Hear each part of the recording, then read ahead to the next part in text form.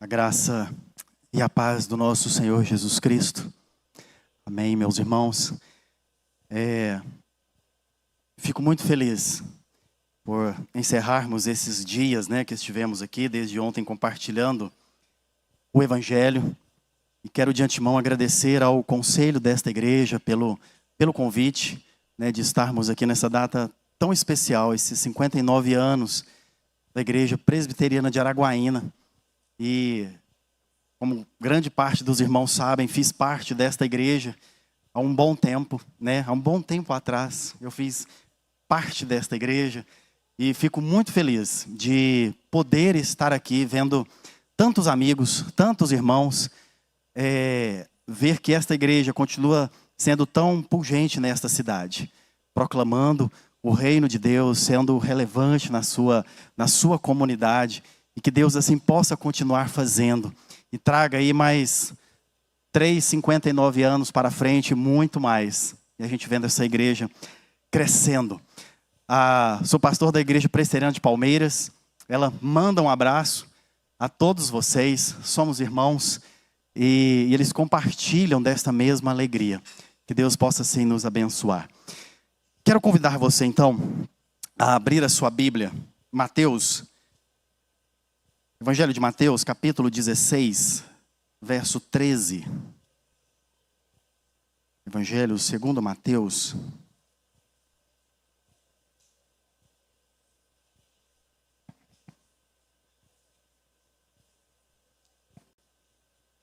Capítulo 16, nós vamos fazer a leitura do verso 13 até o verso de número 23.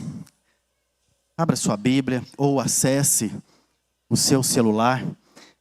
Esse vai ser o texto que nós abordaremos, dando continuidade àquilo que nós começamos desde ontem, falando sobre como evangelizarmos, como pregarmos, como nos portarmos neste mundo pós-cristão e sendo firmes, cristãos evangélicos. Como que nós podemos proclamar o Evangelho de Deus nesta era tão difícil, mas ao mesmo tempo tão aberto, onde nós vimos que a igreja tem muitas possibilidades nesta geração, muito mais possibilidades do que dificuldades.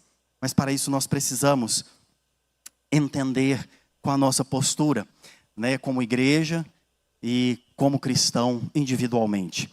Mateus 16, verso 13 ao 23, acompanhe na sua Bíblia. Diz assim, palavra de Deus revelada ao seu servo. Indo Jesus para os lados de Cesareia de Filipe, perguntou a seus discípulos: quem diz o povo ser o Filho do Homem? E eles responderam: uns dizem João Batista, outros Elias, outros Jeremias ou algum dos profetas. Mas vós, continuou ele, quem dizeis que eu sou? Respondendo Simão Pedro disse: tu és o Cristo, o Filho do Deus vivo. Então Jesus lhe afirmou: bem-aventurado és, Simão Bar-Jonas, porque não foi carne e sangue que tu revelastes, mas o meu Pai que estás nos céus. Verso 18. Também eu te digo que tu és Pedro, e sobre esta pedra edificarei a minha igreja, e as portas do inferno não prevalecerão contra ela. Dar-te-ei as chaves do reino dos céus. O que ligares na terra terá sido ligado nos céus, e o que desligares na terra terá sido desligado nos céus. Então advertiu os discípulos de que a ninguém dissessem ser ele o Cristo. Vamos orar mais uma vez. Pai Celestial, esta é a tua obra e a obra, Senhor, do teu Santo Espírito. E é, Senhor, a verdade para a nossa segurança, a tua palavra. Não é apenas, ó Deus, uma mensagem para o passado, mas é a mensagem, ó Deus, para o teu povo hoje. Ó Deus, agora, nesta noite. Assim eu peço, Espírito Santo de Deus, sopra sobre nós, abrindo os nossos corações e mentes para que a maravilha da sua palavra penetre no mais íntimo do nosso ser. Senhor, e assim podermos reivindicar, ó Deus, o poder pelo qual o Senhor nos usaria. Ó Pai, ainda para a glória do seu Filho Jesus, em cujo nome é que nós oramos, em nome de Jesus. Amém e amém. Meus irmãos, nós vimos que como eu disse, pregar, que evangelizar, que plantar igrejas, resgatar a identidade da igreja. E nós vimos também que nós somos embaixadores neste mundo pós-moderno, mas que todas essas são funções já antigas. Embora o mundo seja pós-moderno, tudo que a palavra de Deus traz para nós já é algo que vem desde quando o evangelho está sendo escrito.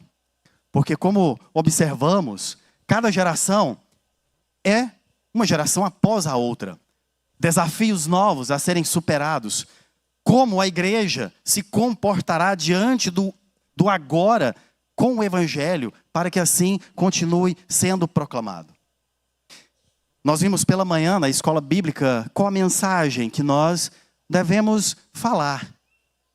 O evangelho simples que fala sobre Deus, que fala sobre Cristo. Nós devemos abordar sobre o pecado.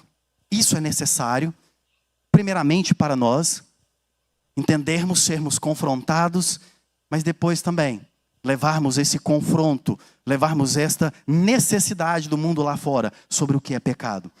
Mas essa noite eu quero concluir em cima de uma pergunta. Como eu disse a vocês, eu gosto muito de fazer pergunta, porque nos faz pensar, nos tira um pouquinho da nossa situação mais confortável e nos incomoda a pensar, a trazer uma resposta para nós.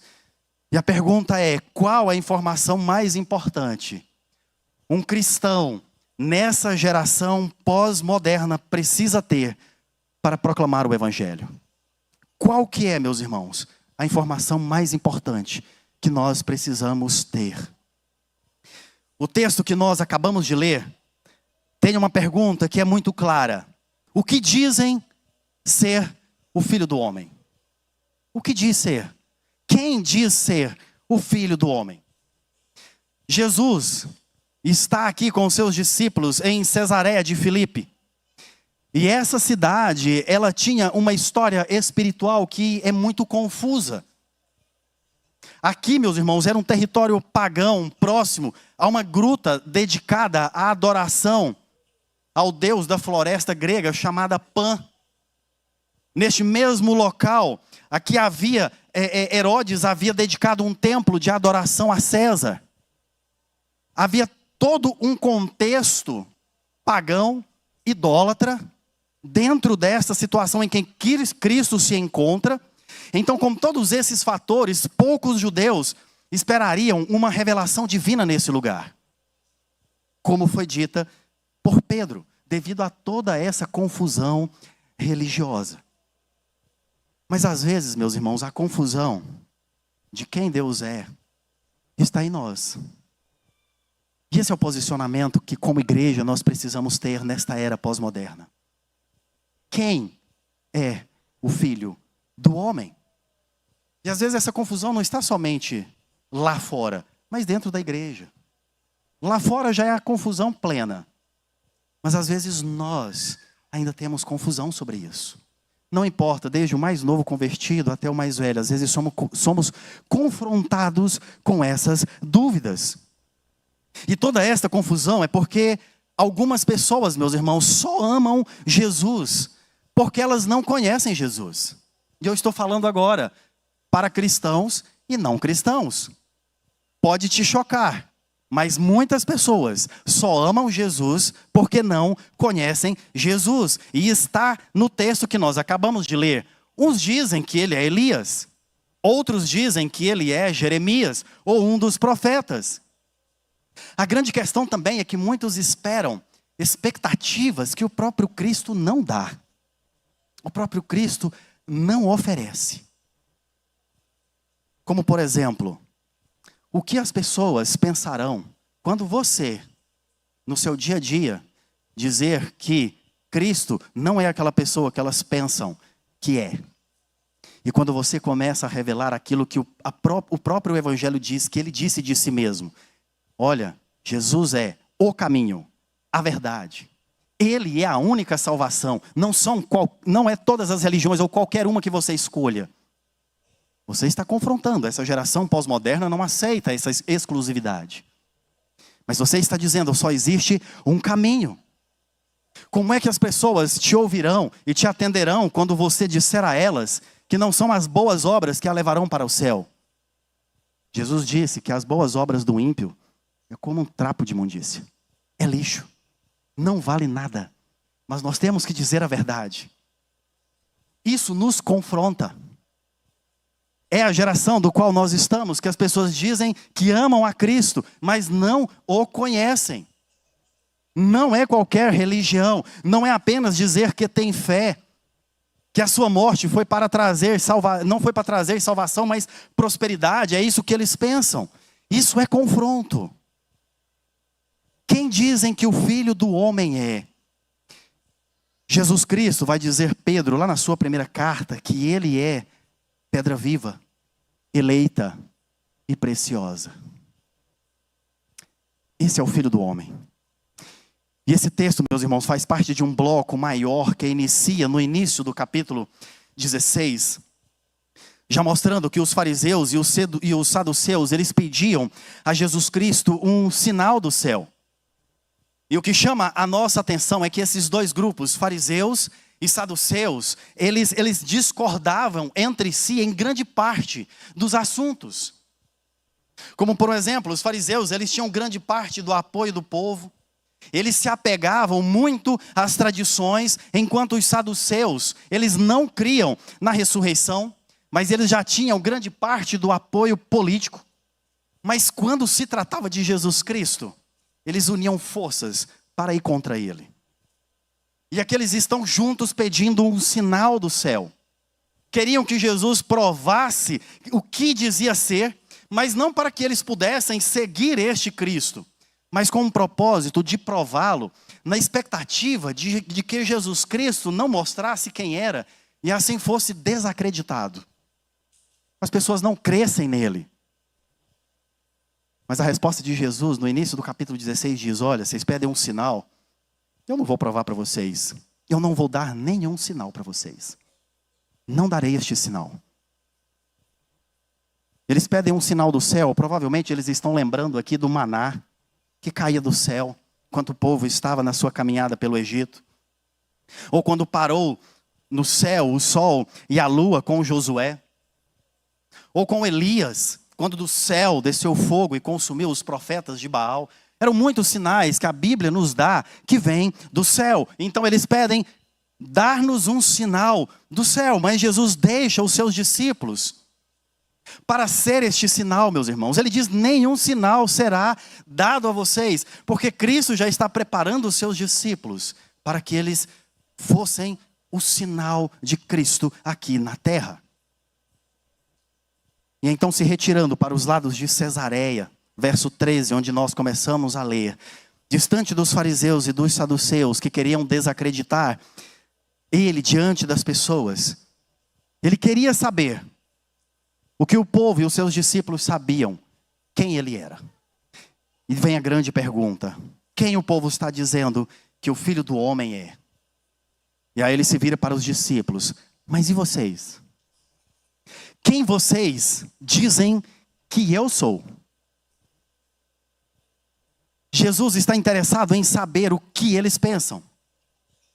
E já havia havido uma declaração sobre quem Jesus é. Quando o anjo vem declarar a Maria que ela receberia o Messias, ele diz, olha, e ele se chamará Jesus, porque ele salvará o seu povo dos pecados deles. Já tinha tido uma declaração de quem Jesus é. Mas agora ele se volta para os seus discípulos e faz este questionamento, querendo entender o que aqueles homens, já quase 3 anos andando com ele, qual o conceito que eles tinham do mestre. E o fato é que as pessoas não sabem quem Jesus é. E às vezes nós não sabemos quem Jesus é. E por não saberem o que Jesus é, as pessoas não sabem que precisam ser salvas. Nem de que precisam ser salvas. E nem como precisam ser salvas. Esta é a nossa missão, meus irmãos. A missão da igreja, minha e sua. E por isso a importância de sabermos o que as pessoas ao nosso redor pensam de Jesus. E o que nós sabemos também sobre Jesus. E este é o tema que eu quero trazer hoje, meus irmãos. Quem é Cristo para você? Quem é Cristo para você? Pastor, eu já tenho tantos anos de cristão, de evangelho, de igreja. Eu sei quem Cristo é. Comece a se perguntar lá no íntimo, quem é Cristo para você? E o que isso tem impactado na sua vida? Porque conhecer por conhecer é apenas um conhecimento, intelecto. Quem é Cristo para você? O que Ele tem revelado no seu dia a dia, na sua experiência? E porque nós precisamos, meus irmãos, proclamar quem Cristo é, por sermos aqueles que proclamamos quem Ele é. O texto ele vai nos sugerir, então, alguns pontos que eu quero ver com vocês esta noite. A primeira coisa que nós precisamos entender da urgência de conhecermos a Cristo e de sabermos quem Ele é porque nós estamos no tempo de mostrar quem Cristo é. Vai parecer muito redundante e repetitivo, mas é exatamente o que nós precisamos resgatar nesta era. A simplicidade do Evangelho. Quem é a pessoa de Cristo? Veja o verso 13 e 14. Diz-nos assim: indo Jesus para os lados de Cesareia de Filipe, perguntou a seus discípulos: quem diz o povo ser o Filho do Homem? E eles responderam: uns dizem João Batista, outros Elias e outros Jeremias, ou algum dos profetas. Quem diz o povo ser o Filho do Homem? Jesus ele está interessado em saber o que sabem sobre Ele. Quem é o Filho do Homem? Quem sou eu? João Batista? Elias? Jeremias? Algum dos profetas? Mas vós, quem vós dizem que eu sou? Meus irmãos, o povo de Israel estava esperando um Messias. Jesus não foi o primeiro. No período intertestamentário, daquelas páginas brancas do meio da sua Bíblia, a história, por vários livros, que nós conhecemos por apócrifos, conta a história que vários Messias vieram a Jerusalém para livrá-los. Um montado num cavalo branco que chega, e com a desolação que foi dita por Daniel, onde o rei Epifânio IV mata um porco dentro do templo, profanando o templo do Senhor. Chega o Messias, um descendente dos Macabeus, e então liberta aquilo, limpa o templo. Foi o Messias da época. E da mesma forma eles esperavam Jesus chegar montado num cavalo branco para livrar Israel. E é por isso que Jesus se interessa em saber: quem pensam que eu sou? Mais um Messias? Mais um profeta? Mais um? Mais outro? Em 1970, John Lennon, em uma de suas músicas, ele imagina um mundo sem guerras, um mundo de paz, um mundo só de harmonia. E surge um movimento conhecido como movimento hippie, um movimento contracultural dos anos 60 e 70. Só viver de paz e viver de harmonia. Mas sabemos que isso não deu certo. E não deu certo porque aquela vida de paz e comodidade, ela se transforma num movimento chamado dos IUPs, dos anos 80, onde os jovens não se adequaram a essa vida só de paz e harmonia e amor. Eles entenderam que precisava de trabalho duro, conquistar. E então abandonam essa utopia de Lennon. E para Lennon chegar neste mundo de paz e harmonia, para ele a igreja era um grande obstáculo. Mas não deu certo esse movimento.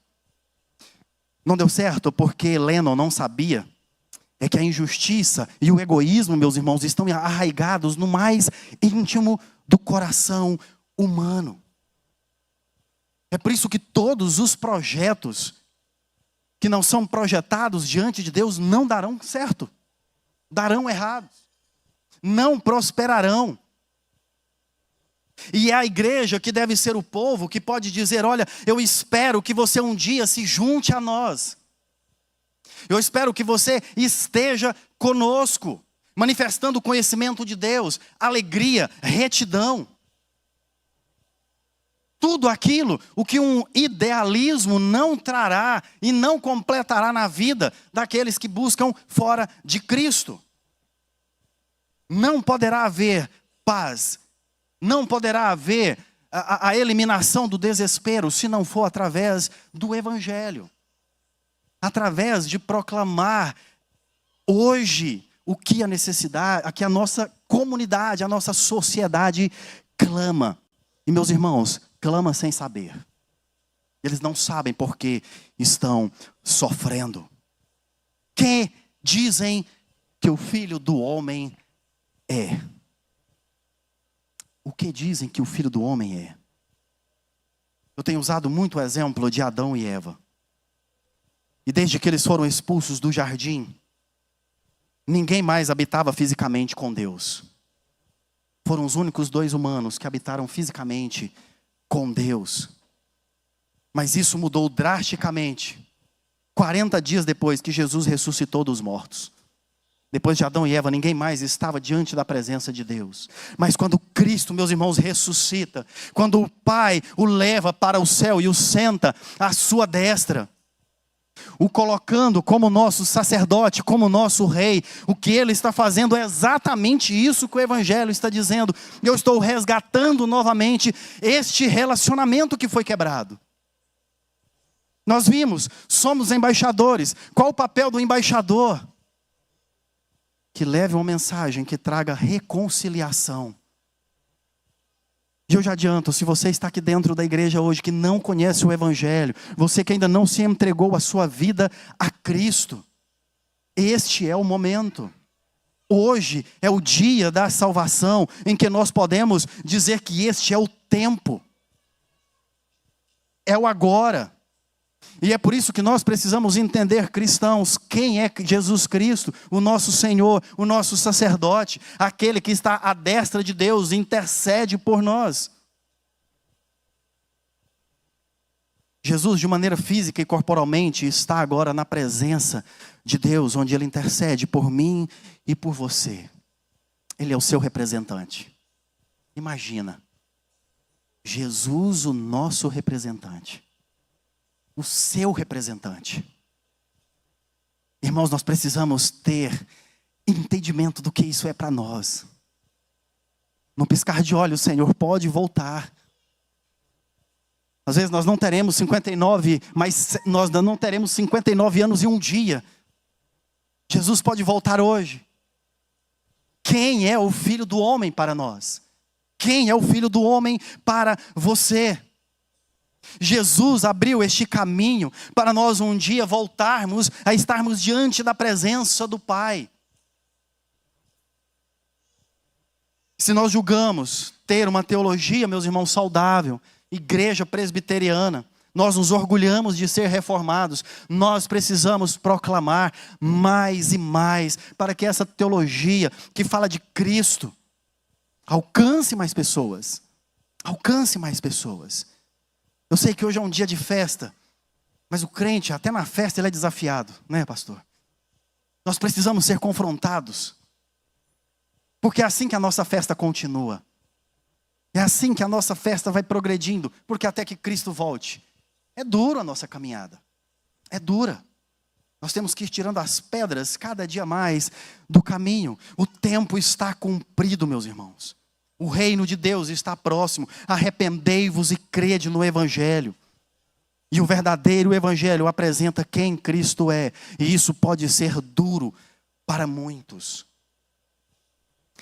Quando você vai no hospital, eu acredito que muitos aqui passaram por essa situação. A pandemia trouxe essa triste posição para muitas famílias de perder um ente querido ou um amigo. E quantos ali dentro tiveram que ouvir a triste notícia da perda de alguém? E com certeza, o papel mais difícil era dos médicos, que tinham que transmitir essa notícia. Ninguém quer ouvir e ninguém quer dar uma má notícia.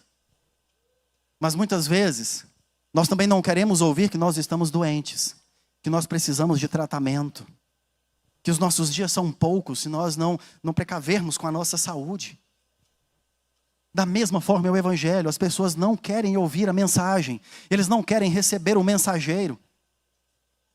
Mas precisamos levar essa mensagem, porque é a vida deles que estão em jogo. Nós precisamos cumprir, porque este é o tempo. Quem é Jesus? O texto diz: tu és o Cristo, o Filho do Deus vivo. E esta declaração o revela. Ele é ungido esperado, aquele que como mediador foi separado pelo Pai, ungido pelo Espírito Santo, o nosso sacerdote, o nosso rei. O nosso rei. E essa declaração de Pedro de quem é Jesus, o Filho de Deus vivo, meus irmãos, não pode ter mais que um único sentido. E não pode ser aplicado em nenhuma outra pessoa, para nenhum outro Deus, senão o nosso Senhor Jesus Cristo. Somente Ele. Um ponto levantado então, estamos no tempo de mostrar quem Cristo é. O segundo que eu quero trazer para nós é que a igreja é um instrumento dessa proclamação. Veja o verso 17 em diante. Então Jesus lhe afirmou: bem-aventurado és, Simão Barjonas, porque não foi carne e sangue que tu revelaram, mas meu Pai que estás nos céus. Também eu te digo que tu és Pedro, e sobre esta pedra edificarei a minha igreja, e as portas do inferno, elas não prevalecerão contra ela. Dar-te-ei as chaves do reino dos céus. O que ligares na terra terá sido desligado nos céus. E o que ligares na terra terá sido ligado nos céus. E o que desligares na terra terá sido desligado nos céus. A igreja é um instrumento dessa proclamação. Essa é uma autoridade entregada à igreja. Entregue a ela. O mundo não reconhece isso. Quem que a igreja pensa que é para disciplinar alguém que está em pecado? Quantos irmãos nós não temos sabido pelas mídias que estão processando as igrejas, membros cientes porque caem em pecado, e a igreja disciplina e ela processa a igreja? Meus irmãos, esse é o que nós enfrentamos dia após dia, e nós continuaremos enfrentando. Sobre esta pedra edificarei a minha igreja. Esta frase, ela está diretamente ligada à declaração que Pedro acaba de dar, que tu és o Cristo, o Filho do Deus vivo. E ela vai conectar a quem ele deixou para ser sinal aqui na terra, a grande comissão. Tudo isso está vinculado. Quando ele diz Filho do Deus vivo, esta terminação aqui não acrescentará em nada se Deus não for um Deus vivo. Se eu e você não crermos que esse Deus realmente é vivo, de que valerá a pena? Nós nos questionamos hoje pela manhã, aquelas dúvidas que às vezes batem no nosso coração. Poxa, será que o Evangelho é isso mesmo? Nossa, será? Meus irmãos, não será não. É isto. É somente isso que traz vida. Só o Senhor Jesus. Se Ele não for um Deus que age, Ele é um Deus morto. Mas Ele é o Deus vivo. Este é um lembrete poderoso de que o Deus com quem Jesus está aqui conectado não é uma abstração filosófica na cabeça das pessoas. Não é isso. Ele é um Deus dinâmico da fé e da história de Israel e hoje da história da igreja. É o nosso Senhor. É por isso que a igreja é um instrumento de proclamação. Meus irmãos, a dinâmica sobrenatural que a Bíblia nos traz dos milagres de Jesus deriva de um Deus que está vivo e ativo nesse mundo, a cada instante. O Verbo se fez carne e habitou entre nós. Jesus sobe aos céus e eu lhes mandarei o Consolador e eles estarão com vocês. Nunca ficamos sós. Jamais estamos a sós. É a igreja do Deus vivo que está declarada aqui no verso de número 18 que nós acabamos de ler. É aqui que o Senhor age contra os poderes imunes da morte. A igreja revela isso. Na região de Cesareia de Filipe, centro de adoração do Deus Pan. Esse título que Pedro revela aqui, revelado pelo Espírito Santo a ele, ressoa, meus irmãos, de uma maneira muito especial. Por distinguir o Deus verdadeiro de todos os outros deuses ali. Como eu disse, A confusão religiosa ali era muito grande. E Deus vem e revela o Filho do Deus vivo. Não é algo simples. Aquilo era transformador. Meus irmãos, nós precisamos de crentes que preguem o verdadeiro evangelho. Lá em Goiás, se nós sairmos um pouquinho ali da região metropolitana de Goiânia, e se você questiona ali para os interiores, quem Cristo é, quem Deus é, meus irmãos, é triste as respostas que nós ouvimos. Quando nós ouvimos alguma, eu estou dizendo de cristãos, pessoas que têm anos e anos de igreja, mas não sabem definir quem é o seu próprio Salvador. Se a própria igreja não sabe, como é que o mundo lá fora saberá? Como é que o mundo terá acesso? Quem é Jesus? Quem é Jesus? A grande questão é o que dissemos no início. As pessoas não conhecem Jesus. Porque Ele exige mudança de vida. Ele exige transformação. Romanos 12:2 diz: transformem-se pela renovação da vossa mente. 2 Coríntios 3:18 diz que, contemplando a glória do Senhor segundo a sua imagem, somos transformados. Gálatas 2:20 da mesma forma: não sou eu quem vive, mas Cristo vive em mim. Transformação, mudança. Meus irmãos, isso nos incomoda. E 59 anos de igreja presbiteriana em Araguaína. Louvo a Deus pela vida desta igreja a cada dia. E assim nós devemos continuar sendo transformados e levando transformação. E levando cada vez mais transformação. Meus irmãos, em Araguaína, nossos irmãos de todo o Tocantins, as pessoas estão sedentas por pregações fiéis. Por palavras que mostram quem Deus é. E que Ele é um Deus que age e revela através da sua ação redentora neste mundo. Esse é o nosso Deus. E isso é feito por pessoas que abandonam os seus desejos pessoais. Os seus desejos de descanso, de férias.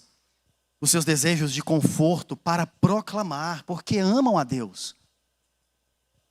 Se abdicam do conforto, das férias, porque querem proclamar um Senhor vivo, que nos resgatou do império das trevas, e nos trouxe para o reino do Filho do seu amor.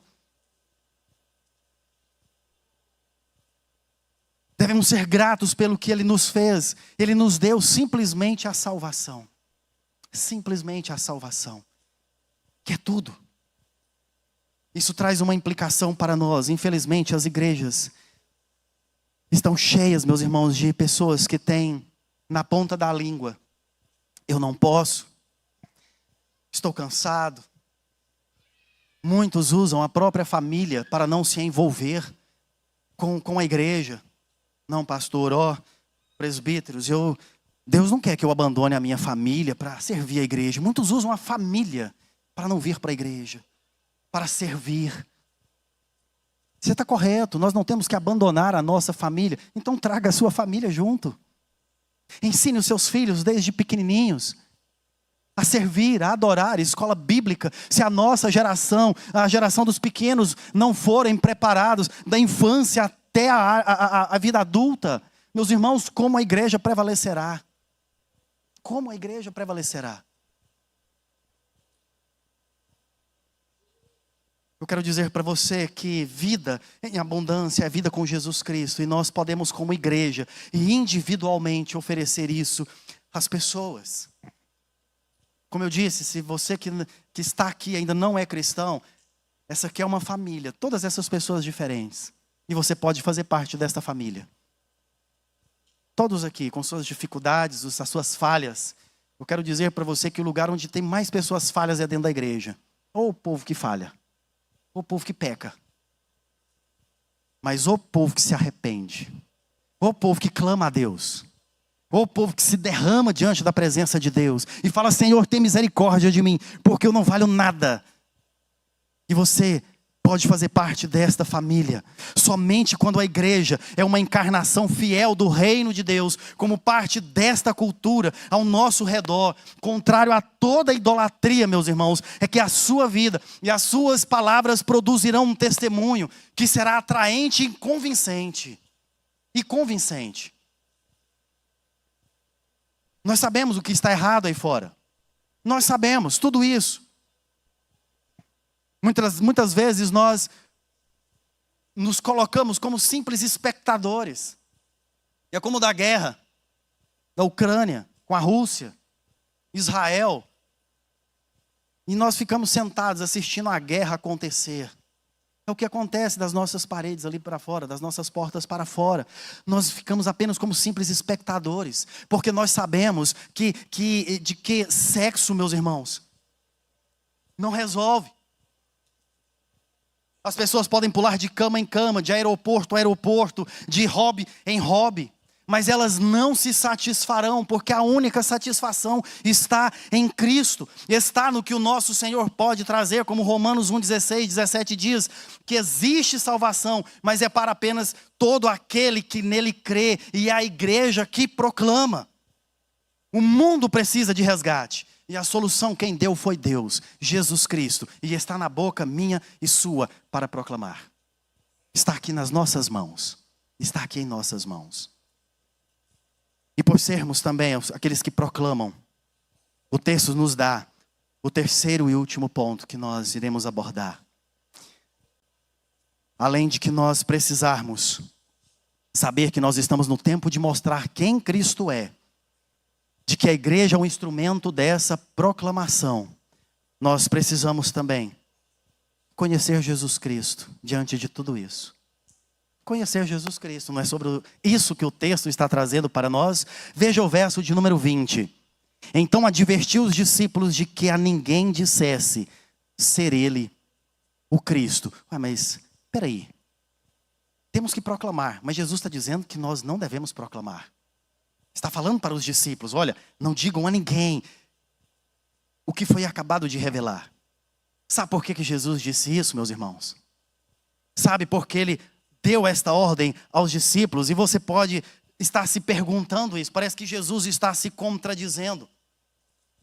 É simplesmente porque essa declaração é uma declaração muito profunda sobre quem ele é. Se teologicamente, exegeticamente, você começar a debruçar simplesmente nessa frase, você vai dias e dias buscando. E isso aqui foi uma revelação muito profunda de Deus, que ele dá a Pedro, para que todos ali conheçam sobre Jesus Cristo, o Filho do Deus vivo. Mas espera aí, se era tão importante, por que ela não deve ser anunciada? Por que ela não deve ser falada? A resposta está no verso de 1 a 23. E eu gostaria que nós lêssemos, mesmo assentados, numa única voz. Diz assim: desde esse tempo, vamos ler comigo? Desde esse tempo, começou Jesus Cristo a mostrar a seus discípulos que lhe era necessário seguir para Jerusalém e sofrer muitas coisas dos anciãos, dos principais sacerdotes e dos escribas, ser morto e ressuscitado no terceiro dia. E Pedro, chamando-o à parte, começou a reprová-lo, dizendo: tem compaixão de ti, Senhor. Isso de modo algum te acontecerá. Mas Jesus, voltando-se, disse a Pedro: arreda, Satanás, tu és para mim pedra de tropeço, porque não cogita das coisas de Deus, e sim da dos homens. Aqui está a resposta. Porque Jesus disse para que eles não proclamassem naquele momento. Porque mesmo depois de uma declaração como esta, meus irmãos, Pedro comete uma gafe terrível. Ele comete uma gafe assim que acho que ele perdeu uns 5 pontos ali de imediato. Porque os discípulos ainda, eles não tinham alcançado uma compreensão suficiente da natureza e da missão messiânica de Jesus para usar esse termo, o Filho do Deus vivo. E é isso que às vezes nos impede de levarmos o Evangelho, por nós não compreendermos ainda quem nós estamos declarando, quem nós estamos levando.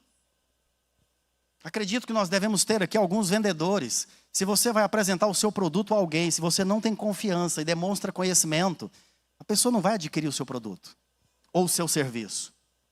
Porque ele não vê confiança em você mesmo. Os discípulos tinham uma compreensão muito errada de Jesus. Sabiam, mas não entendiam. É como, por exemplo, muitas vezes nós usamos algumas palavras de modo errada. Por exemplo, a palavra literalmente, né?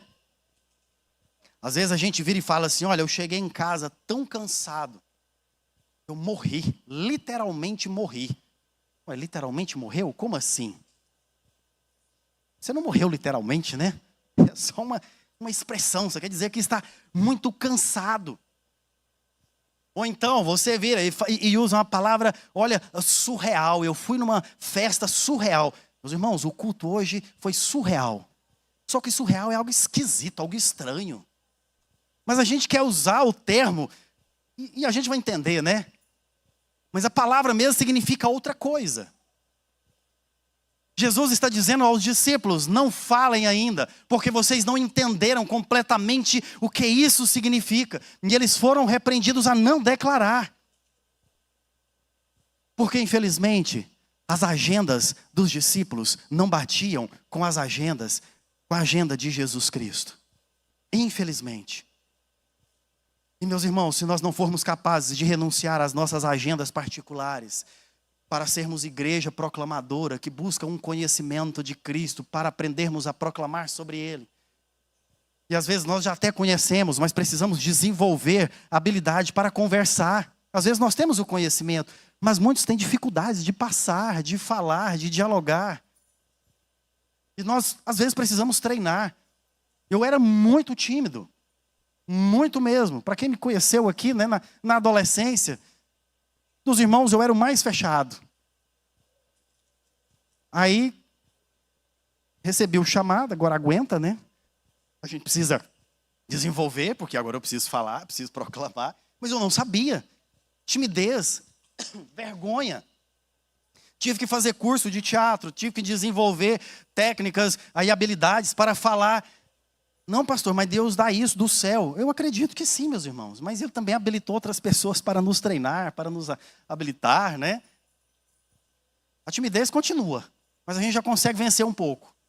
A gente já consegue lidar. Mas nós precisamos entender. Isso está falando de eclesiologia novamente, meus irmãos. E nós precisamos, a igreja, conhecer plenamente quem Cristo é. E a igreja, ela tem uma função importante a desempenhar na recuperação dessa identidade, da proclamação, quem Cristo é. Michael Goin, num livro que ele escreve sobre a igreja missional, ele diz que quando nós, a igreja, estamos confusos sobre quem somos e a quem pertencemos, podemos nos tornar qualquer coisa de qualquer um. Porque a gente se perde. Porque nós nos perdemos. Conhecer a Cristo, conhecer a sua igreja, tem a ver com a compreensão da nossa identidade, da sua identidade, de quem somos, o porquê Deus te escolheu. Por que Ele te escolheu? Qual a sua função no corpo de Cristo? Quem Cristo é? Quem diz vocês que o Filho do homem é? E Pedro, no verso 22, quando ele chamou Jesus de lado, ele disse: tem compaixão de ti, Senhor. Tem compaixão de ti. O Senhor não vai ser morto. O que Pedro estava dizendo era: Jesus, quem é que o Senhor pensa que é? Nós queremos um Jesus Cristo, é do jeito que nós queremos. Nós não queremos que o Senhor vai morrer, fique aqui. E às vezes nós queremos, meus irmãos, um Jesus Cristo como nós queremos que Ele seja, e não o que Ele realmente é. Cristo, Filho de Deus, que pregado numa cruz nos reconcilia com o Pai, que ressuscita, vence a morte, e diz: olha, o caminho está aberto, o acesso está aberto, volte ao jardim. Volte para o jardim, o lugar de paz e de delícias. esteja aqui. Eu quero concluir, meus irmãos, dizendo que muitos cristãos veem essa geração pós-moderna como uma causa perdida. Mas eu penso que a oportunidade de restauração hoje é muito maior do que 40, 50 anos atrás. Porque o desespero está muito maior. O desespero está muito maior. Porque essa geração, ela luta para sobreviver às mudanças que as rodeiam. Sabe, sente-se desolada, vazia. Mas nós estamos prontos para oferecer esperança. 59 anos. E a nossa igreja precisa cada vez mais trazer esperança à nossa cidade. Ainda mais, os nossos filhos já crescerem cantando sobre esperança, proclamando sobre esperança, levando palavra de Deus de esperança. Nós achamos tão simples, o Senhor é meu pastor e nada me faltará. Meus irmãos, o mundo não sabe o que é isso. Não sabe. O evangelho simples. Eu não estou dizendo aqui que a nossa igreja é perfeita, e ela não é. Mas se temos o cuidado de fazer como os profetas, lá em 1 Pedro, 1, 10 a 12, que eles procuravam, eles investigavam, eles examinavam para entender. Os bereanos, quando Paulo chega, deixa eu ver se esse homem aqui está falando realmente o que está na palavra de Deus, buscando conhecimento, buscando formas, aprofundar mais em Jesus Cristo. Meu irmão, os campos estão abertos, as pessoas estão clamando, já sabemos disso e precisamos sair para proclamar. Parece simples, mas muitos não conseguem responder essa pergunta. O que dizem que o Filho do Homem é? O que dizem que Ele é? Ele é o Filho do Deus vivo que se encarnou, viveu, sofreu, morreu morte de cruz, mas ressuscitou para nos dar vida. E Ele nos reúne a salvo por meio da sua palavra e pelo seu Espírito Santo, e nos reúne como igreja. E aqui juntos louvamos e glorificamos o seu santo nome. O propósito de Deus desde o início da história bíblica, meus irmãos, tem sido restaurar toda a criação. E é por isso que nós devemos proclamar. E nós devemos começar por dentro de casa. Pelos nossos filhos, maridos, esposas, funcionários, cidades vizinhos, bairro vizinhos, plantando igreja, fortalecendo congregações, formando obreiros dentro da igreja, levantando novos pastores. Devemos proclamar. Por isso devemos proclamar a Ele. As pessoas, marido e esposa, saberão muitas vezes que você é crente por um simples beijo que você der no seu marido ou na sua esposa. Maridos, beijem suas esposas. Esposas, beijem seus maridos. O mundo não vê mais isso dentro da própria família cristã. Como é que nós diremos quem o Filho de Deus é, se dentro das nossas próprias casas nós não distribuímos isso? Se não servimos a Deus, meus irmãos, servimos a ídolos e nos tornaremos como eles, brutalizados. Brutalizados. Mas o Senhor Jesus Cristo, Ele restaura a sua igreja, porque Ele é o Filho do Deus vivo. Eu termino deixando apenas algumas aplicações aqui para nós, apenas duas. Primeiro, o pastor Nicodemo sempre diz isso, né? Nunca acredito quando um pastor diz que vai terminar. Ele vai terminar, uma hora ele termina. Agora eu estou terminando. Primeira aplicação, é tempo de mostrar quem Jesus é. É tempo de mostrar quem Jesus é. E nós precisamos de gente equilibrada, meus irmãos. Crentes equilibrados, pregando o Evangelho. Temos muitos gurus aí de internet que transformam o mundo em sua paróquia, mas esquecem da sua própria paróquia, de cuidar dela. Por isso nós precisamos de cristãos equilibrados, pessoas envolvidas. E segundo, seja membro da sua igreja, do corpo de Cristo que proclama. Seja membro da sua igreja.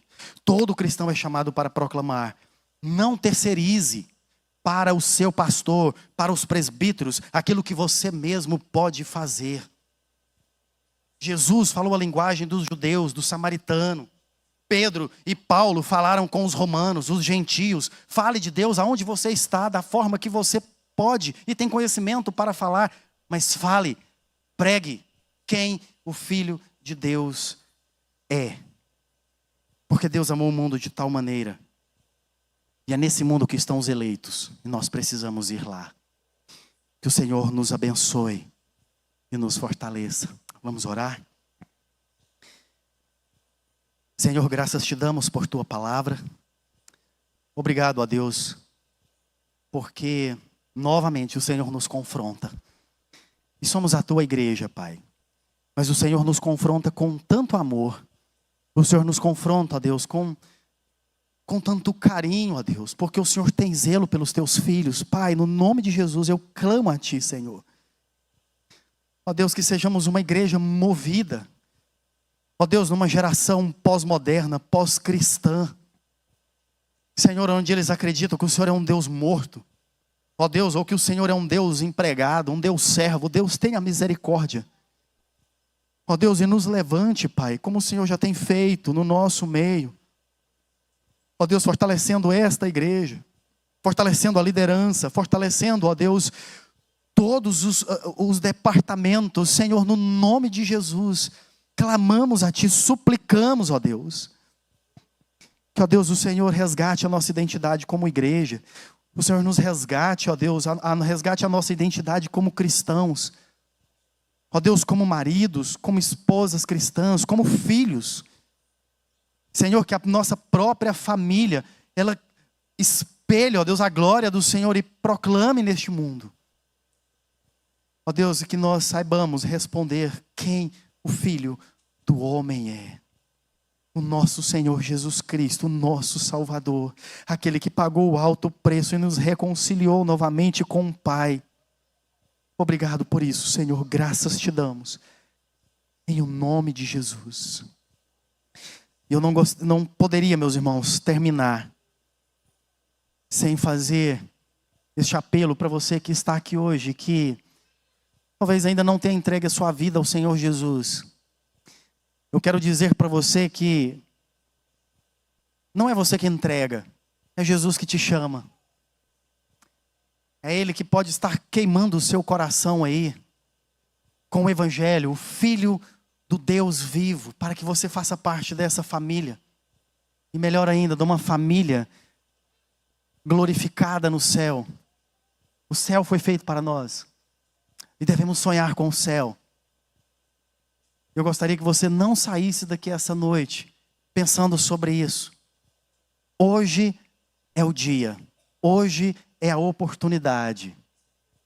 E assim que terminar o culto, você querendo nos procurar, ao pastor, aos presbíteros, todos esses que você viu aqui, nos procure.